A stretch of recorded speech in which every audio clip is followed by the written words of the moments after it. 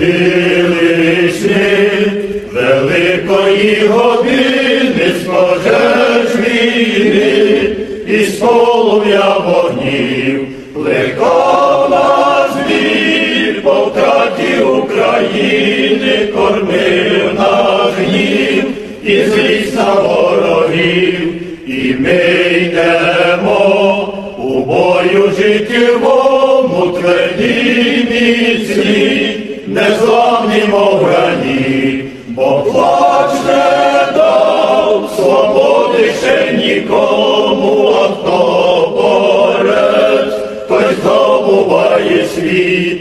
Не хочемо ні слави, ні заплати, заплата нам – це радість боротьбі.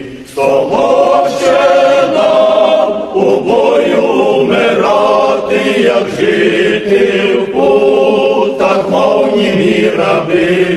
До волі нам руїни і незгоди не сміє брат, на брата йти у бій. Під синьо-жовтим прапором свободи з'єднаєм весь великий нарід свій, велику правду для усіх єдину наш гордий клич народові несе.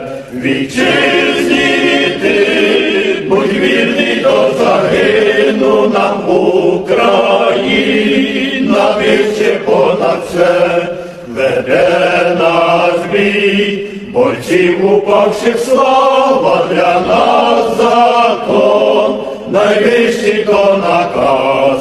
Соборна українська держава, вільна й міцна, від Сяну по Кавказ.